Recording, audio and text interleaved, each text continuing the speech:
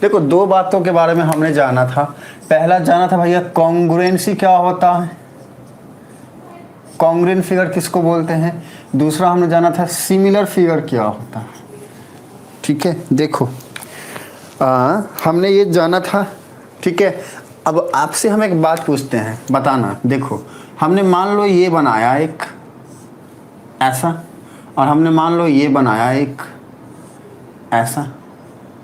अब बताओ तो ये सिमिलर फिगर होगा या कॉन्ग्रुएंट फिगर होगा। जब भी कॉन्ग्रुएंट फिगर्स की बात आए, ठीक है ना, ध्यान आपको ये रखना है कि सारे के सारे कॉन्ग्रुएंट फिगर सिमिलर होंगे। तो सारे के सारे कॉन्ग्रुएंट फिगर को हम क्या बोल सकते हैं, सिमिलर फिगर बोल सकते हैं। ये हम जानते हैं, ऑब्जेक्टिव में क्वेश्चन बन सकता है। जैसे ही कॉन्ग्रुएंट बोल दिए सिमिलर होगा, लेकिन सारे के सारे सिमिलर फिगर कॉन्ग्रुएंट हो जाए ऐसा जरूरी नहीं है। ठीक है, तो देखो आप सब ने बोला, कुछ बच्चों ने बोला कॉन्ग्रुएंट है, तो बच्चे जो बच्चों ने कॉन्ग्रुएंट बोला है तो सुनो बच्चे, जैसे ही आपने कॉन्ग्रुएंट बोला वो सिमिलर अपने आप ही हो गया।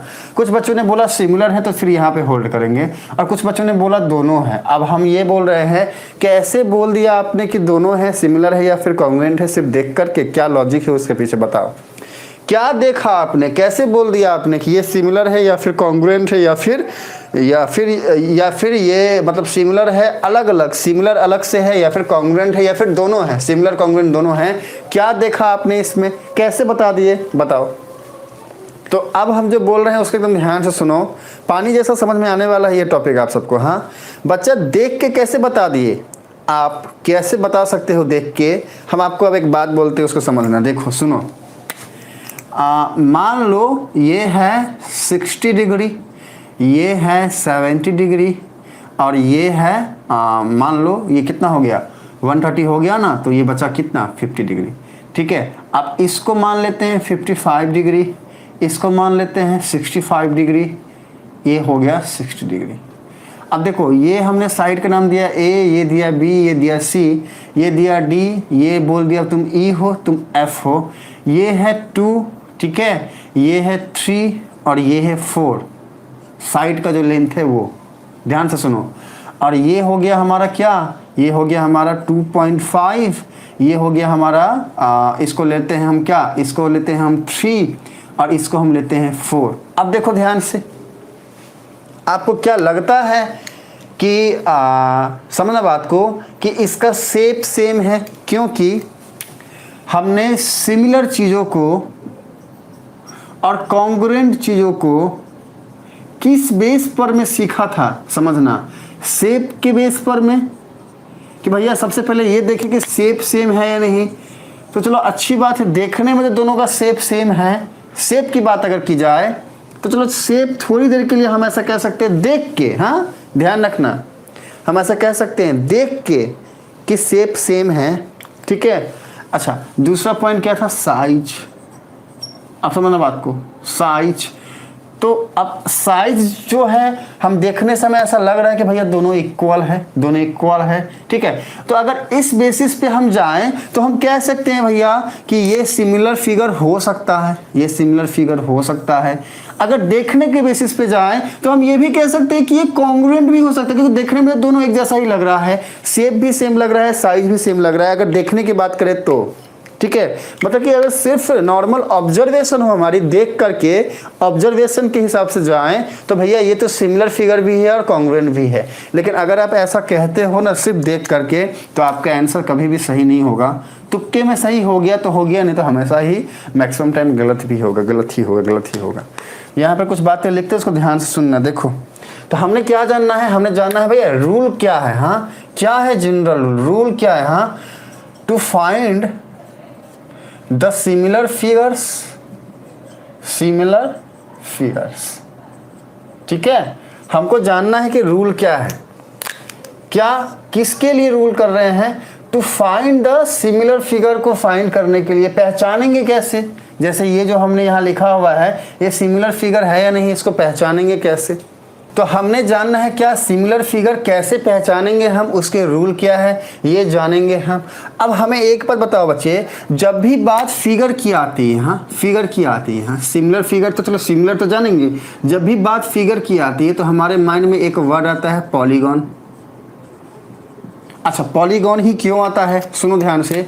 जब भी हमारे माइंड में एक एक करके, हाँ एक एक करके क्लियर करो, हाँ कोई पॉइंट में डाउट होना ही नहीं चाहिए। डाउट ही नहीं होना चाहिए। एक पॉइंट आया हमारे माइंड में, एक लाइन आया, एक वर्ड आया, पॉलीगॉन। क्यों, क्या होता है पॉलीगॉन, बताओ तो फटाफट।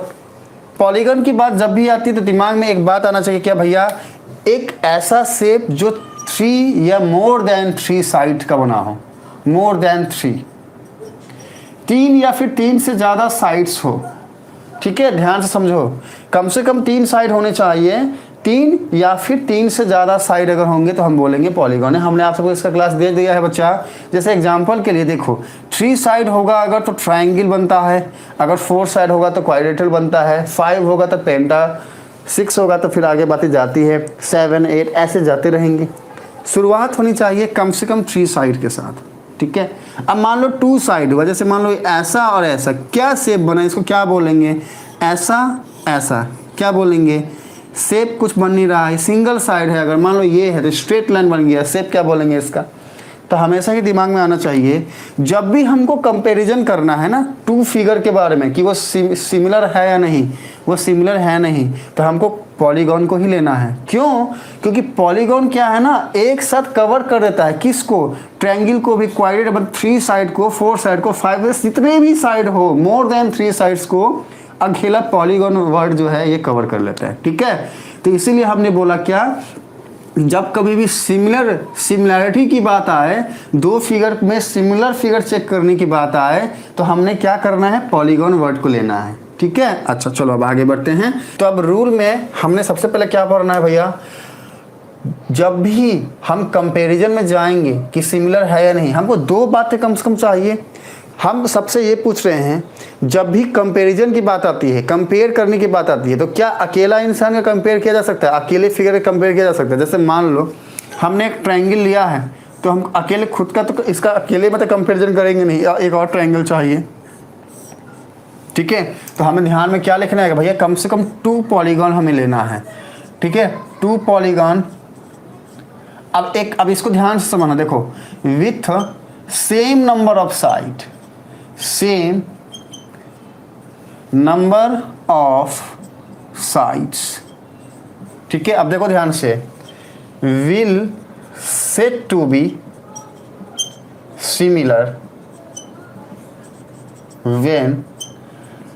अब इस लाइन को ध्यान से सुनो बच्चे, हमने जो भी लिखा है ना, इसको तुम ध्यान से देखना। देखो हमने क्या लिखा है, देखो हमने जो लाइन लिखा है इसको समझो, अगर इसको समझ जाते हो तो काफ़ी कुछ समझ में आ जाएगा। देखो ध्यान से, देखो हमने क्या लिखा है, 2 पॉलीगॉन। पॉलीगॉन वापस से हमने क्यों लिया, क्योंकि कम से कम 3 साइड की बात होती है, और 3 से ज़्यादा कितने भी साइड होंगे उसको अकेला पॉलीगॉन कवर कर लेता है, इसलिए हमने पॉलीगॉन वर्ड लिया है। ठीक है, तो 2 polygon with same number of side, मतलब नंबर ऑफ साइड जो है ना वो सेम होना चाहिए, नंबर ऑफ साइड सेम होना चाहिए। मीनिंग क्या है, देखो हमने मान लो एक शेप ऐसा लिया, ऐसा लिया, ठीक है, और हमने एक शेप जो है वो ऐसा लिया, इसमें नंबर ऑफ साइड 3 है, इसमें नंबर ऑफ साइड 4 है। क्या बता सकते हो कि इसमें सिमिलैरिटी वाली बात चेक करना सही है या नहीं है। अब इसमें कोई आपसे पूछेगा कि ये सिमिलर फिगर है या फिर कॉन्ग्रुएंट फिगर है, तो आप तो एक साथ देखते ही बोल देगा, अरे भैया इसका तो शेप सेम है ही नहीं। जब शेप सेम है ही नहीं तो फिर सिमिलैरिटी और कॉन्ग्रुएंसी की बात आती कहाँ से, बिल्कुल नहीं होगा, देख के ही। अगर शेप अलग अलग हो तो क्या हमें ज़रूरत है ज़्यादा सोचने का क्या कि ये सिमिलर फिगर है या फिर कॉन्ग्रुएंट फिगर है, देखते ही बता देंगे सर ये तो ना तो सिमिलर है ना ही कॉन्ग्रुएंट है। क्यों, इसका शेप ही अलग है। तो हम सिमिलैरिटी की बात या फिर कॉन्ग्रुएंसी की बात तभी करेंगे जब सेम शेप हो। तो इसीलिए यहाँ पर लिखा गया है क्या भैया, 2 पॉलीगॉन, ये पॉलीगॉन ही तो है ना, 2 पॉलीगॉन है with same number of side, मतलब नंबर ऑफ साइड, अगर 3 साइड ले रहे हो तो आप ट्रायंगल एक और ले लो, 4 साइड ले रहे हो तो रेक्टेंगल एक और ले लो, तो सेम नंबर ऑफ साइड हो जाएगा। देखो ध्यान से, ये दोनों का नंबर ऑफ साइड सेम है, इसका और इसका, और इन दोनों का नंबर ऑफ साइड है इसका और इसका। तो पहला क्राइटेरिया क्या हो गया, नंबर ऑफ साइड सेम होना चाहिए, सेम पॉलीगॉन का शेप होना चाहिए। चलो ये आप आई थिंक बच्चे आप सब समझ गए होंगे। अब आगे बढ़ते हैं। अगर ऐसा हो कि नंबर ऑफ साइड भी सेम है, सेम पॉलीगॉन का शेप हमने लिया है, तो कब बोलेंगे कि वो सिमिलर है। जैसे एग्जांपल के लिए मान लो जो पॉलीगॉन है ना, इसको हमने ले लिया ट्रायंगल। ध्यान से, हाँ एक एग्जांपल के लिए हमने ले लिया मान लो ट्रायंगल, हमने क्या किया, एक एग्जाम्पल ले लिया, किसके लिए, ट्राइंगल के लिए। देखो ध्यान से, हमने क्या किया, एक ट्राइंगल बनाया, हमने क्या किया, एक ट्राइंगल बनाया। देखो हमने एक ट्राइंगल ऐसा बना लिया, और क्या, इसको एकदम ध्यान से देखना बच्चा, हाँ, यहाँ से आपको सब कुछ समझ में आ जाएगा। देखो ध्यान से, हमने एक ट्राइंगल ये बना लिया और एक ट्राइंगल ये बना लिया, ठीक है।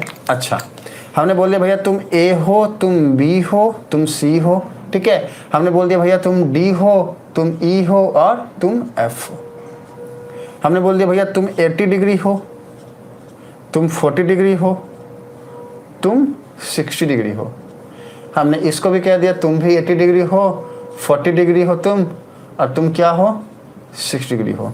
इसको कह दिया मैंने तुम साइड 5 हो, तुम 3 हो, तुम 4 हो। इसको हमने कह दिया तुम 4.5 हो, तुम 6 हो और तुम 7.5 हो। अब देखो हमने दो फिगर लिया है, ये हो गया फिगर 1 और ये हो गया फिगर 2। अब देखो बस इतने सी बात है, तुरंत समझ में आ जाएगा आपको सब कुछ। इसको ध्यान से देखना। देखो ये हमने किया है, क्या करना है, आपको बताना है कि भैया ये जो दो फिगर है ये सिमिलर फिगर है या फिर कॉन्ग्रुएंट फिगर है, ठीक है। आपको ये बताना है क्या, कि ये सिमिलर फिगर है या फिर कॉन्ग्रुएंट फिगर है। तो अब देखो ध्यान से, हमने जिस रूल की बात की थी वो रूल यहाँ पे लिखते हैं, हाँ एकदम ध्यान से देखना, वो रूल यहाँ पे लिखते हैं। रूल क्या है, देखो ध्यान से, पहला रूल क्या है कि आपको चेक करना है कि करेस्पॉन्डिंग एंगल्स सेम होना चाहिए, ठीक है। और दूसरा रूल क्या है, corresponding sides are in same ratio. अब इसका मीनिंग क्या है सर जी, सबसे पहले हम सीखते हैं कि भैया ये करेस्पॉन्डिंग एंगल्स को हमने कैसे फाइंड आउट करना है। देखो हमने दो डायग्राम बनाया है ना, ये डायग्राम 1 लेते हैं, इसको हम 1 मान लेते हैं और इसको हम 2 मान लेते हैं। अब यही दो डायग्राम से आप पूरा सीख जाओगे। अब बाकी तुम लोग जाओ रहे यहाँ से, फुटो हटो, नहीं तो फिर हमारा केजी कुल गुस्सा हो जाएगा तो हम क्या करेंगे बताओ। देखो सुनो, हम सीख रहे हैं कॉरेस्पॉन्डिंग एंगल्स के बारे में। जब भी कॉरेस्पॉन्डिंग एंगल्स की बात होगी हमारे पास दो फिगर होगा, दो डायग्राम होगा, दो फिगर होगा, ठीक है। जब भी कॉरेस्पॉन्डिंग एंगल्स के बारे में बातें आती हैं, दिमाग को एक बात बता दो भैया, कोई एक एंगल ढूंढ लो जो दोनों फिगर में सेम हो।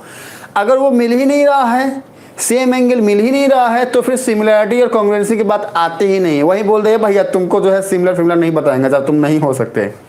अगर एक भी एंगल इक्वल मिल गया तो फिर वहां से काम हमारा शुरू होता है। देखो ध्यान से, पहले वाले फिगर में अगर हम ये वाला सेकंड वाला फिगर को लेते हैं तो देखो हमने देखा भैया ये वाला एंगल 80 डिग्री है। अब हम ढूंढेंगे सेकंड वाले फिगर में 80 डिग्री है क्या भैया, कहीं पे है, तो देखो यहाँ पे है, देखो बैठा हुआ है चुपके से। तो ये वाला 80 डिग्री वाला जो फिगर है ना, ये वाला, ये हमने इसको उठाया और इससे कंपेरिजन किया, देखा यहाँ बैठा हुआ है 80 डिग्री। अब यहीं पे हम इसको लॉक कर दिए, क्या कर दिए, लॉक कर दिए। देखो ध्यान से, हमने इसको लॉक कर दिया। अब क्या करेंगे, किसके लिए क्या करेंगे, कॉरेस्पॉन्डिंग एंगल्स को चेक करने के लिए क्या करेंगे, वो ध्यान से समझो।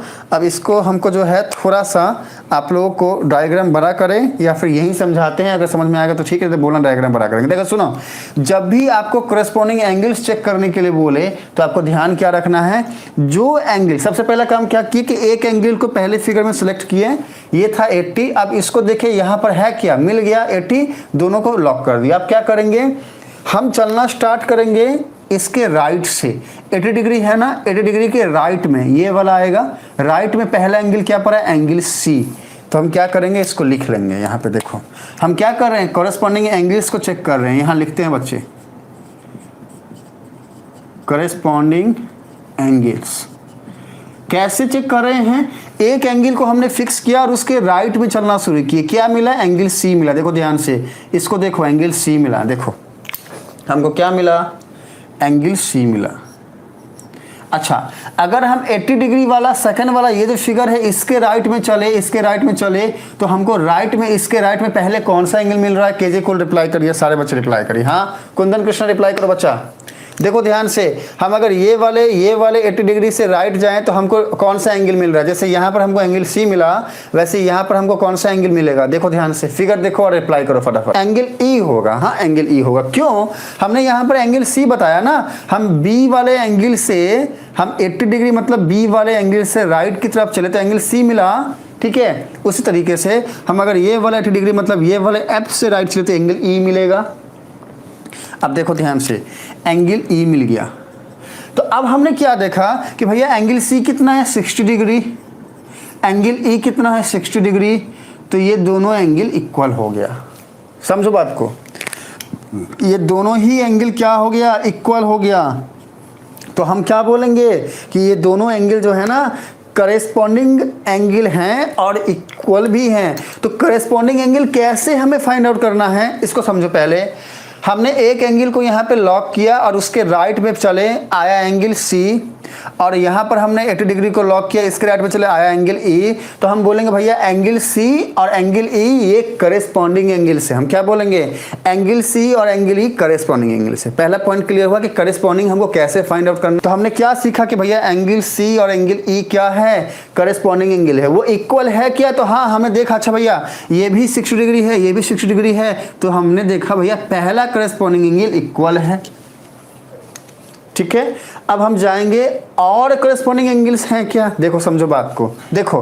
तो हम वापस से क्या करेंगे, हमने एंगल ई तक आए ना, एंगल सी ई तक। अब हम एंगल सी से राइट चलना स्टार्ट करेंगे और देखेंगे एंगल सी से राइट चलते हैं तो कौन सा एंगल आता है? बताओ फटाफट बच्चे।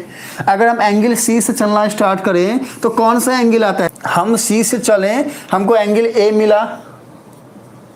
हम ई से चलेंगे राइट, हमको एंगल डी मिलेगा। तो हम बोलेंगे भैया एंगल ए और एंगल डी क्या है? करेस्पॉन्डिंग एंगल है। समझो इस बात को, क्या है? करेस्पॉन्डिंग एंगल है। इक्वल है क्या? तो चेक करेंगे, ये भी 40 डिग्री है, ये भी 40 डिग्री है। एंगल ए 40 है, एंगल डी 40 है, दोनों 40 डिग्री है ना। तो बोलेंगे हाँ भैया दोनों इक्वल है। अब सुनो, करेस्पॉन्डिंग एंगल हम यहाँ पर कैसे फाइंड आउट करेंगे बताओ तो। हमने बोला कि एंगल ए का करेस्पॉन्डिंग एंगल क्या है, इस फिगर में देखो और हमें बताओ फटाफट। एंगल ए जो है ना उसका करेस्पॉन्डिंग एंगल क्या होगा? समझो बात को बच्चे, जब भी करेस्पॉन्डिंग एंगल की बात आएगी तो हमने आपको क्या बोला?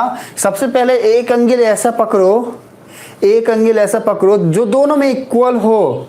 क्या एंगल ए मतलब 70 डिग्री एक ऐसा एंगल है जो दोनों में इक्वल है? देखो तो है क्या? कोई एक ऐसा एंगल बताओ हमें देख करके कि दोनों में वो इक्वल हो। क्या कोई एक ऐसा एंगल बता सकते हैं आप लोग जो दोनों में ही इक्वल है? क्या कोई एक ऐसा एंगल आप बता सकते हैं जो दोनों में इक्वल है?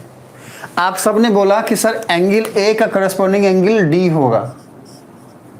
आप देखते हैं इसको कि ये सही है या नहीं। ध्यान से देखो, 60 डिग्री यहाँ भी है, 60 डिग्री यहाँ भी है, 70 50 यहाँ है पर यहाँ नहीं है, 55 65 है, लेकिन 60 डिग्री यहाँ भी है, 60 डिग्री यहाँ भी है। तो लॉक किसको करना है? लॉक करना है ये सी वाले को और ये वाला ई वाले को। तो अब हमको यहाँ पर एंगल सी एंगल ई इसको लॉक करके आगे बढ़ना है। आप समझो बात को, हमने पूछा क्या? एंगल ए का करस्पॉन्डिंग एंगल क्या होगा? आप समझो बात को, हमने पूछा एंगल ए का करस्पॉन्डिंग एंगल क्या होगा। तो अब एंगल ए तक हम कैसे पहुंच सकते हैं? या तो राइट चलो तो एंगल बी आएगा पहले, फिर एंगल बी से ए पे जाओ, या फिर सीधा आप लेफ्ट ले लो, शॉर्टकट मार लो, ऐसे आ जाओ। अब देखो हमने फिक्स किया है एंगल सी को और एंगल ई को। तो अगर हम एंगल सी से लेफ्ट आ रहे हैं तो हमको एंगल ई से भी लेफ्ट जाना पड़ेगा बच्चे। अगर हम एंगल ई से लेफ्ट आते हैं तो हमारा लेफ्ट वाला, अगर हम इसको ऐसे कर दें, इस वाले डायग्राम को हम ऐसे कर दें, थोड़ा सा ऐसे मूव कर दें, देखो ध्यान से, ये एंगल ई है, देखो ध्यान से, एंगल ई का राइट ये होगा, एंगल ई का लेफ्ट ये होगा। समझो ध्यान से, एंगल ई का लेफ्ट ये होगा। एंगल ई से लेफ्ट जाते हैं तो एंगल एफ पहले आया, एंगल सी से लेफ्ट जाते हैं तो एंगल ए पहले आया। तो एंगल ए का करस्पॉन्डिंग एंगल क्या हो जाएगा? एंगल एफ हो जाएगा बच्चा। एंगल ए का करस्पॉन्डिंग एंगल एफ हो जाएगा। ये आज हम सिर्फ करस्पॉन्डिंग एंगल से और साइड्स की बातें करेंगे, रूल फुल हटाओ अगले क्लास में करेंगे। चलो आज सिर्फ यही करते हैं। क्या आज हम सीखते हैं इसके बारे में? ये दो डायग्राम की हमें ज़रूरत पड़ेगी और क्या, इसको रहने दो, बाकी हटा दो। करस्पॉन्डिंग एंगल समझो आज सिर्फ, बाकी बातें बाद में होंगी और क्या। सिर्फ करेस्पॉन्डिंग एंगल समझ के जाओ बच्चा, बहुत जरूरी है इसको समझना आपके लिए।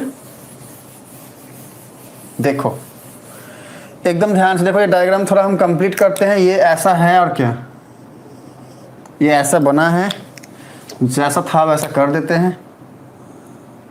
देखो डायग्राम ऐसा ही था और क्या, ये था 4, ठीक है। और इसको चलो कुछ भी देते हैं, लाइक इसको हम क्या दें, 3 ही रहने देते हैं। और ये आपका 70, 120, 60 दे दो, ठीक है ऐसा। अब देखो सुनो, अब देखो सुनो ध्यान से, हम जो बोले वो क्या बोले, हमने बोला कि बताओ क्या, कि भैया एंगल ए का कॉरेस्पॉन्डिंग एंगल क्या होगा। हमारा क्वेश्चन यही था ना कि एंगल ए का कॉरेस्पॉन्डिंग एंगल क्या होगा। देखो यही तो हमारा क्वेश्चन था, एंगल ए का क्या होगा। आप सबने क्या रिप्लाई किया था, सर डी होगा। कैसे, ए को देखे और ये बोल दिया भैया ये डी होगा। लेकिन ध्यान रखो बच्चे, ध्यान क्या रखना है कि ये गलत तरीका हो जाएगा बोलने का। कैसे रिप्लाई करना है आपको, इसको सुनो ध्यान से। देखो हमने क्या बोला, सबसे पहले डायग्राम में ढूंढो कि क्या कोई इक्वल एंगल बैठता है क्या कोई इक्वल एंगल, ठीक है। क्या कोई इक्वल एंगल है, हमने देखा भैया ये 60 डिग्री वाला इक्वल एंगल यहाँ पे भी है और यहाँ पे भी है। हमने क्या बोल दिया कि भैया 60 डिग्री, ठीक है ना। हम तुमको क्या बोल रहे हैं कि तुम फिक्स हो जाओ।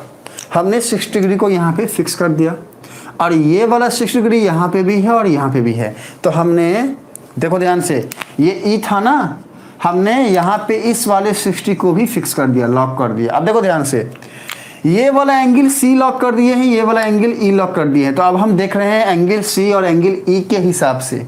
अब देखो एंगल सी है और एंगल ई है, इसको लॉक किए हुए हैं हम, हाँ क्यों, क्योंकि दोनों इक्वल हैं। हमसे क्वेश्चन क्या पूछा गया है, बताओ एंगल ए का कॉरेस्पॉन्डिंग एंगल क्या होगा। वो एंगल ए कहाँ है, यहाँ है।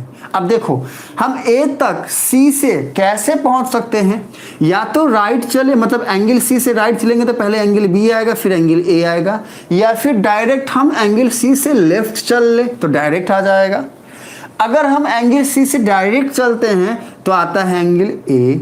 तो अब हमको एंगल ई से भी लेफ्ट चलना पड़ेगा बच्चा, याद रखना। हम एंगल सी से अगर राइट चलते हैं तो एंगल ई से भी राइट चलेंगे, एंगल सी से अगर लेफ्ट चलते हैं तो एंगल ई से भी लेफ्ट चलेंगे, ठीक है। अब सुनो मेरी बात को, ये एंगल ई कैसा है, कुछ इस तरीके से है। तब इसका राइट क्या हो जाएगा, जब आप ध्यान से देखोगे तो एंगल ई का राइट ये वाला होगा, इधर इधर जब आओगे तो ये राइट होगा और इधर जब जाओगे तो ये लेफ्ट होगा। ध्यान से देखो, आपको समझ में आएगा क्या, कि अगर हम इस वाले एंगल को ऐसे कर देना तो राइट में ये आएगा। अपने आप को ई की जगह पर रख के देखो, यहाँ पे राइट आएगा और लेफ्ट यहाँ पे आएगा। तो यहाँ पर एंगल सी से हम एक बार चले लेफ्ट तो ए आया, यहाँ पर एंगल ई से एक बार चले लेफ्ट तो एफ आया। तो एंगल ए का करस्पॉन्डिंग एंगल एफ हो जाएगा, यही हमने यहाँ पे लिखा है। अब मान लो कि हम लेफ्ट ना लेके राइट चलते तो क्या होता, देखो ध्यान से। हम अगर सी से राइट चलेंगे तो पहले आएगा एंगल बी,